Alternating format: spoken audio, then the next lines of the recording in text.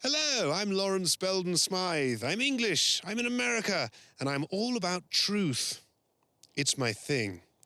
So I've recently discovered that large parts of America are quite hilly and get snowy in winter. My research shows the human brain responds to this combination of high altitudes and low temperatures by creating odd sports. So I came to Park City, Utah to find out if Americans do it differently.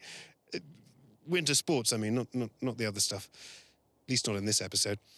My investigation took me into a frozen ice tube to attempt something called luging.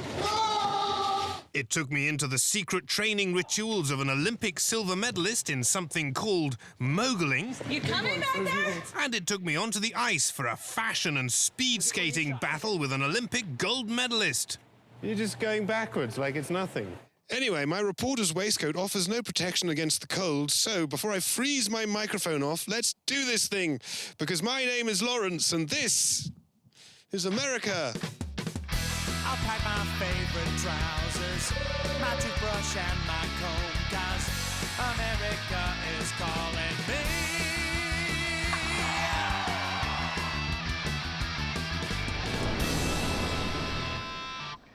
Utah is one of America's hilliest states. It's known for its mountains and was founded by a religious group called Mormons. I don't believe there's a connection.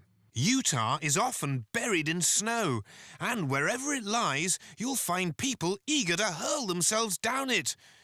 For some reason. But I wasn't looking for any old ski-wielding citizen. I sought a more elusive subculture. Buried deep in all the Utah snow are many of America's elite winter athletes, the folks who do the things regular Joes only dream of attempting, if their dreams are dangerously crazy. It was these people I went to snowy Utah to meet. But when I actually arrived in Park City, Utah, in the month of November, I made a shocking discovery. There was no f***ing snow. What sort of place hosts a Winter Olympics but doesn't provide snow for a global correspondent's visit? It's not like I was there in the summer. Anyway, a sign of true journalistic professionalism is reporting through adversity. As they say in my business, the show must go on. So go on I went. As I mentioned, this region hosted a Winter Olympics in 2002. When it finished, it left behind a bundle of highly skilled local athletes and a collection of strange infrastructure. One of the oddest is this bendy tube-like structure, which is filled with ice. People enter this tube so they can slide down it on their backs in a sport called luge.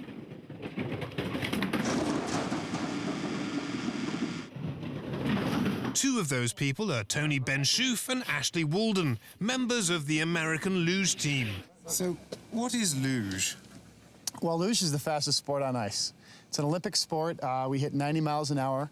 We travel down this track right here at it's about a mile long. We get down it in 45 seconds. And it's the only Olympic sport, sliding sport timed to 1,000th of a second.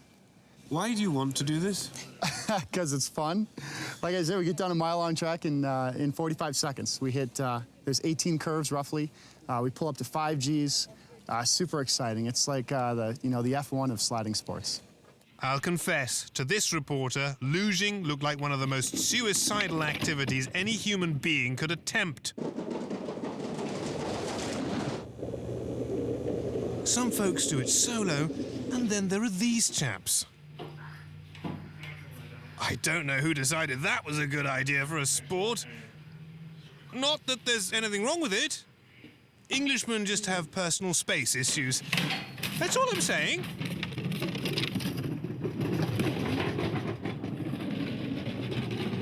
It was suggested I try the solo bit, which is why I squeezed into this flattering skin-tight suit. Well, and also to give the ladies something to admire. When in doubt, go skin tight is actually a Belden Smythe motto. We've always been known for our rippling thighs. What do I need to know for my luge experience? Basically, for you, the less you do, the better you are. If you try and get crazy and steer the sled around, you're probably going to steer yourself into trouble. I think there's something in there for all of us. So feet nice and high. Okay, back a little more. There you go. There you go. And just remember the elbows tucked right Now, into your body. as you're going down, okay, you're going to be taking a left-hand corner. You're going to kind of look that way a little bit. Just lean a hair, just a hair. Okay. Okay, and then Right. Yep, and then make sure your feet are nice and high. Don't drop those babies. Tony kept talking about my legs because real lugers keep them slightly raised for the entire ride. Any slight wrong movement can mean the difference between winning and death. I can report the abdominal muscles and overall fitness level of these people is ridiculous. My condition, whilst impressive for an Englishman, and for a reporter for that matter, was not quite at the same standard. As a result, my hosts would not let me experience luging from the top of the course. They assured me doing that would guarantee a certain painful and messy death. I declined to argue. As I mounted my overgrown tea tray, I had but one thought in my head, that this was quite possibly the dumbest thing I've ever attempted. At least on camera. Okay, here we go. Okay.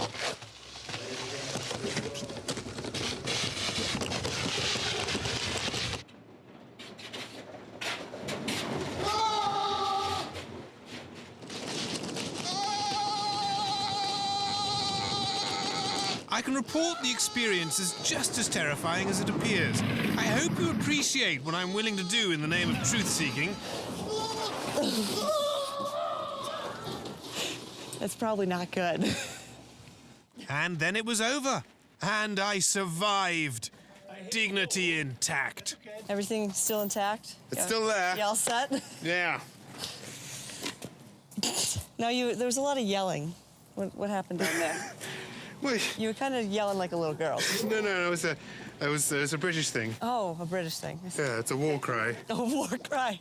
More It cry sounded, than war, but... It sounded pretty frightening.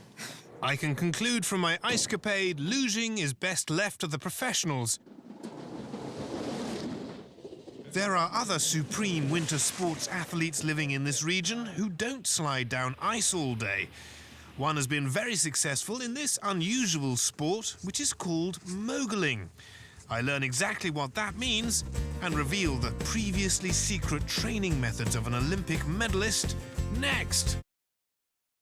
I'm in a surprisingly snowless Park City, Utah, uncovering the secret subculture that is American winter sport athletes. Those people who do a range of unusual activities much better than other Americans. When one thinks about winter sports, moguling is perhaps not the first thing that springs to mind. From a distance, it looks ridiculous. People bouncing their way down a mountain, pausing only to throw themselves off ski jumps before resuming said bouncing. But no good reporter ridicules without first attempting to understand, theoretically. So, to learn more about moguling, I went to this colourfully haired lady named Shannon Bahrke, who competes for the American team in this strange event. So, are you racing against people? Well, you're kind of technically. Yeah, like 25% of our score is based on time. 25% is also based on air, so how big you go off the jumps with your degree of difficulty, and then the other 50% is turns in line. So how well you get down those moguls while looking good and snazzy and really good. So it's sort of like figure skating. No, nothing like figure skating. They have cute little dresses and like sequins, and we don't have that. Well, that sounds rather dangerous. It is. Yeah, I've had a couple surgeries. Like what? Well, I blew out my knee, and I came in a little short on a backflip and broke my jaw. That wasn't so much fun. Why do you want to carry on doing this? It is so much fun. When you do it right, when you do it well, it is the best feeling in the whole world. And, you know, to go out there and ski and be at the top of these mountains with beautiful snow on it is just the most amazing feeling. So I love it. When not breaking knees and falling on her face, Shannon has achieved great success at this sport, including an Olympic silver medal. There it is, from 2002, Ooh, the it's Salt heavy, Lake isn't City it? Games. 1.5 pounds of solid silver. It's my favorite piece of jewelry. Really? Well, I used to try and get upgraded. You know, like because we fly so much, and I'd be like, can I have a seat in first class? They'd be like, no, what if you have one of these? It didn't work very often. They were like, what's that? And I'm like, what do you mean? It's the coolest thing ever. As there was no snow, I was unable to experience moguling firsthand. Instead, Shannon agreed to give this reporter an exclusive behind-the-scenes look at her unique and never-before-seen training rituals. Actually, more than a look. She let me do them. We began on a mountain behind her home. Apparently, this nausea-inducing cliff face is similar to the hills Shannon bounces down on her way to the ski jump. As I stood up there, looking down at my own doom, I realized if I was going to seriously attempt to train like an Olympic athlete, I needed the support of the media's most sacred custom, the music montage. I've got it! I'm moguling! Oh!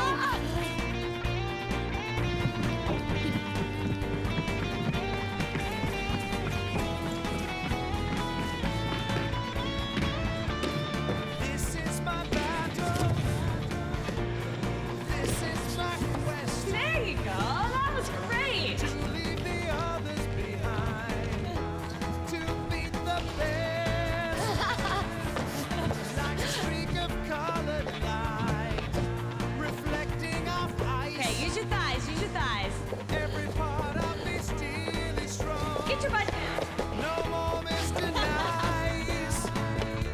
How high is a mountain? How deep is an ocean? How wide is a valley? How flat is a table? How black is the nighttime? How wide is a snowstorm? How long is a piece of string? Just push up nice and easy.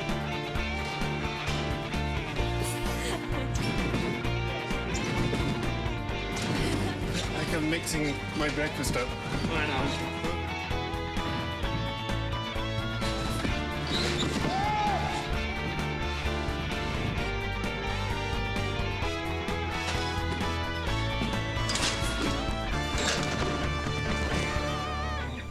I would like my mother to know that I did all that at Park City's high altitude, proving conclusively I do not have delicate lungs. Shannon does this kind of training extensively in the off-season to prepare her body for the enormous strain moguling exerts, especially on the knees. I can report these athletes are agile, fit, strong and fearless. I can also report Lawrence Belden-Smythe will never be an Olympic mogul skier. There's far too much bouncing involved. Olympic gold! But this interaction with an Olympic silver medalist did fuel my thirst for the truth about these secretive, elite American winter athletes. Once I'd had a cup of tea and a nap. Next up, I go one better, dressing in spandex and strapping on skates with a man who owns Olympic gold. I'm in Park City, Utah, mingling with an elusive American subculture known as the winter sports athlete. Not the part-time ski lodge jockey. My prey are the people who do this kind of thing for a living. My quest for the truth took me to this innocent-looking skating rink. Lurking on its icy surface was the rarest of these athletes, an Olympic gold medalist. His name is Derek Parra, and he graciously agreed to teach me the secrets of a sport known as speed skating. Where do we start? Well, I've got you a helmet, which is a necessity, some shin guards, a state-of-the-art skin suit, and some speed skates that I actually sharpened myself. You sharpened them? Yeah, we have to sharpen them. I mean, feel them. They're razor sharp. You can actually, if you want to, you can actually, take off some of your... Why do they have to be that sharp? Well, we're going about 30 miles an hour inside an 8-meter radius turn inside an ice rink with hockey boards and pads. So you don't want to crash. You want to stay in the ice and grip, and the sharp blades is the best way to grip. Competing with others on a small rink while strapped to razor blades can be a little dangerous. So this snazzy suit comes complete with Kevlar protection for the competitor's most sensitive bits. Kevlar is used in body armor, so it not only complements one's obvious physical attributes, it also keeps you safe. You want to be really relaxed. Don't get too far back in your heels. You want to feel like your weight's right over your skates, over your feet. You're going to come down nice and relaxed, okay? Get a good feeling there. Okay. Okay? That's the basic position. You're going to extend one leg out, keeping your weight on the leg that's bent, and then bring it back and stick the other leg out. Okay, try to go to the side as much as possible, though. Sorry, side. Yeah, like out here somewhere. There you go. It's clear speed skaters would make excellent chorus line dancers, and they like to invent bizarre training rituals. You're getting it. What does that feel like to win a gold medal? It's an amazing feeling. It's Super Bowl, World Series, everything wrapped up into one. No one gets to the games alone. There was just hundreds of people behind me, and when I got on that podium and stood there and watched the American flag being raised and the national anthem being played, all I could see were the faces of those people in front of me. And they all shared it with me. I've talked to them over the years, and they all felt like they were on that podium. And that's probably the best thing about the Olympics. But eventually it was time to hit the ice. Derek Parra was a roller skater before winning Olympic gold on the ice. I dabbled in roller skating in my youth. Or roller dancing, actually. So I concluded speed skating would be easy. Derek makes it look straightforward, just a lot of gliding and turning. Want me to hold your hand? Just take little steps like you're marching. You're gonna go up and down, just to kind of get the feeling of being on one foot. You're just going backwards like it's nothing. Well, I've been on the skates for, a good portion of my life.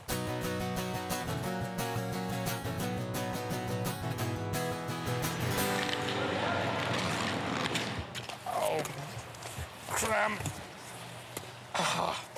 Okay, so I was wrong. Very wrong.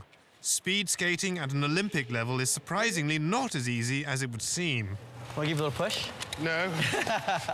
Derek tried his best to encourage, You're behind me. to teach, Come on, keep leaning. and to support. You're not gonna fall, I'm gonna hold you. And despite clearly looking the part, I can reveal Lawrence Belden Smythe will never be a world-class speed skater. It really hurts. Seriously, my shins were screaming. This is like having 100 tiny dogs eating all the muscles off the soles of my feet. As I hobbled off the ice, I wondered if there were any athletes involved in a winter sport in this town that didn't involve pain or speed or heights or skin-tight suits or near-death experiences. And then I found one. I venture back onto the ice to reveal the truth about a sport that probably won't kill me, but you never know. Next! Park City, Utah is home to America's winter sports and the elite athletes who play them, or slide them, or jump them, or you get the point. Up until now, my investigation has dwelled on activities that are potentially lethal to the untrained or the English. But there's one sport my ancestors invented that breaks the mold. It's called curling. And I must confess, it's a favorite of my mother's. I spent my childhood watching this activity appear on my television screen before quickly leaving the room. But I'm not a child anymore, apparently, so it was finally time to learn the rules. I knew it would make my mother happy, and besides, maybe it was more interesting than I remembered. Certainly couldn't be more boring. It consists of 2 teams of 4, and each team member gets to deliver 2 stones from one end. They deliver the stone? Yes. That sounds like they're recovering from a nasty bout of constipation. So it appears this is a battle of man versus sliding lump of rock on ice. Looks easier than speed skating. And now you're going to slide your left foot, putting your weight backwards and forwards until you're ready to push off from the hacks.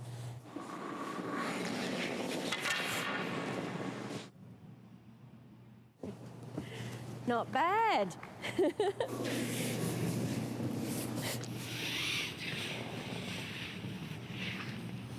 When not launching lumps of rock, team members practice household chores. So, Di, Yes, Lawrence. what is this object? This is a broom.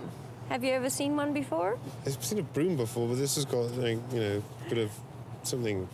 Yeah, it has a nice soft padded section on the bottom, and what you need to do is hold the broom so that your palm of your hand and your elbow is facing the direction that you're going. Okay. And we're smoothing out the path of the stone. Yes, and it will influence the speed and the direction Oh, really? of the stone. This work helps move the rock further along the ice, and one can presume provides some excitement for the fans.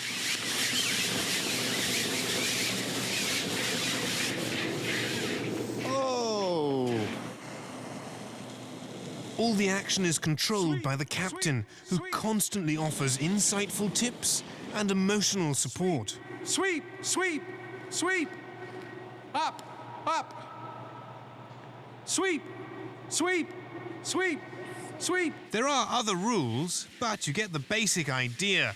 Rocks slide into a circle, closest to the red dot wins. Okay, so maybe there aren't any other rules.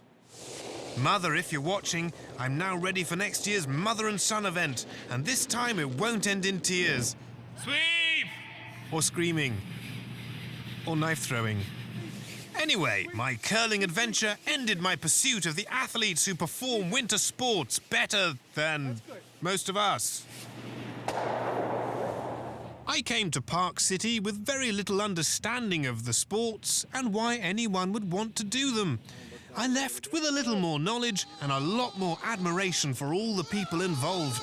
Whether they're hurling themselves down ice walls strapped to a ridiculously small piece of plastic, throwing themselves down bumpy hills before launching off terrifying ski jumps, or flying around ice rinks strapped to razor-sharp death shoes. These are among the most dedicated, skillful, and brave people I have met. I salute you, chilly mountain folk, and all of the weird activities you call sports. They're dangerous, terrifying, and impossibly difficult, except curling. But despite low temperatures, high altitude, and a public that doesn't care unless it's the Olympics, you're out here trying to beat the rest of the world. You're mad, but you have my utmost respect. Until next time, reporting and trying not to fall on my arse from Park City, Utah, this is Lawrence Belden Smythe.